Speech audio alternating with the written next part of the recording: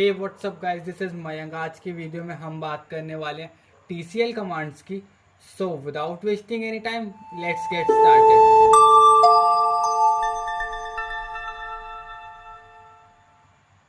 TCL की अगर हम बात करें तो TCL stands for transaction control language. Now use की अगर हम बात करें तो TCL is use to control transaction of the databases. यहाँ पर हमें तीन स्टेटमेंट्स देखने के लिए मिलेंगे: commit, roll back and save point. ये तीनों ही स्टेटमेंट्स DML कमांड्स के साथ यूज़ किए जाते हैं। कमिट जो कमांड है ना, वो डेटाबेस में किए गए चेंजेस को सेव करने के लिए यूज़ की जाती है। तो let's see an example of this statement. तो सबसे पहले मैं यहाँ से एक एंट्री डिलीट कर देता हूँ। Delete from MS where subject ID is equal to 5 and then semicolon. तो जैसा कि आप देख सकते हैं, हमें क्वेरी ओके लिख करके आ चुका है। और अब अगर हम सिलेक्ट स्टार फ्रॉम MS करते हैं तो हमें हमारी बाकी की 4 एंट्रीज देखने के लिए मिलेंगी। और अब अगर हम चेंजेस को सेव करना चाहते हैं तो हमें लिखना होगा commit and then semicolon and then enter.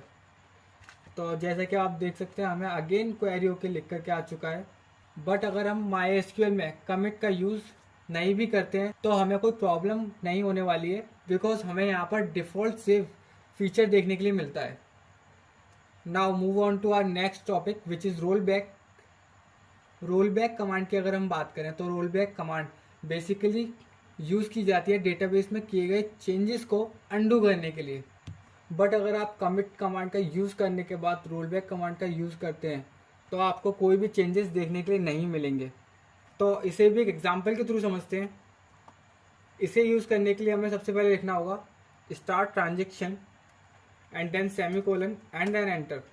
क्योंकि MySQL में हमें ऑटो कमिट का फीचर मिलता है और कमिट होने के बाद हम रोल बैक नहीं कर सकते हैं, इसलिए हमने यहाँ पर स्टार्ट ट्रांजेक्शन का यूज़ किया है। अब हम यहाँ पर टेबल में एक और एंट्री को डिलीट कर देते हैं। Delete from MS where subject ID is equal to 4 and then semicolon and then enter. तो जैसे कि आप देख सकते हैं, हमें क्वेरी ओके लिख करके आ चुका है। और अब अगर हम स्टार सिलेक्ट फ्रॉम MS लिखते हैं तो हमें हमारी बाकी की 3 एंट्रीज देखने के लिए मिलेंगी। बट अगर हम रोल बैक का यूज़ करते हैं तो डिलीट की गई एंट्री को अंडू कर सकते हैं। तो उसके लिए हमें लिखना होगा roll back and then semicolon and then enter. तो जैसा कि आप देख सकते हैं, मैं क्वेरी ओके लिख करके आ चुका है। और अब अगर हम स्टार सिलेक्ट फ्रॉम MS करते हैं तो हमें हमारी चारों एंट्रीज देखने के लिए मिलेंगी। अब हमारा लास्ट पॉइंट है सेव पॉइंट। सेव पॉइंट जो कमांड है ना, वो बेसिकली यूज़ की जाती है सेव पॉइंट्स बनाने के लिए। तो इसे भी एक एग्जांपल के थ्रू समझते हैं। तो मैं अगेन यहाँ पर स्टार्ट ट्रांजेक्शन लिखता हूँ and then enter and then मैं यहाँ पर सेव पॉइंट A लिख रहा हूँ, save point A and then semicolon. तो जैसे कि आप देख सकते हैं, हमारा फर्स्ट सेव पॉइंट बन चुका है जो कि A नेम से है। और अब यहाँ पर हम एक और एंट्री डिलीट कर देते हैं। Delete from MS where subject ID is equal to 1 and then semicolon.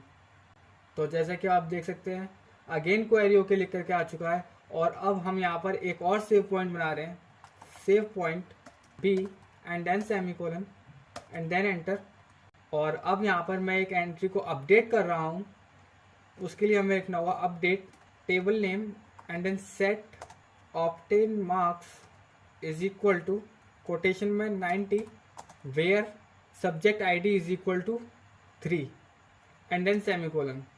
तो जैसा कि आप देख सकते हैं, हमें अगेन क्वेरी ओके लिख करके आ चुका है। बट अब अगर हम रोल बैक टू B करते हैं तो हमें अंडू सिर्फ सेव पॉइंट B तक देखने के लिए मिलेगा। तो मैं अब यहाँ पर लिखता हूँ रोल बैक टू B। और अब अगर हम स्टार सिलेक्ट फ्रॉम MS करते हैं तो हमें देखने के लिए मिलेगा जो हमारा सेव पॉइंट A के बाद किया गया चेंजेस है वो अब भी है, बट जो सेव पॉइंट B के बाद किया गया चेंजेस है वो अंडू हो चुका है। ऐसे ही अगर हम किसी और सेव पॉइंट को मेंशन करते हैं तो हमें वहाँ पर अंडू देखने के लिए मिलेगा, और अगर हम रोल बैक लिखते हैं तो हमें कंप्लीट अंडू देखने के लिए मिलेगा। तो आज की इस वीडियो में इतना ही, मिलते हैं आपसे ऐसे ही किसी नेक्स्ट वीडियो में, तब तक के लिए गुड बाय।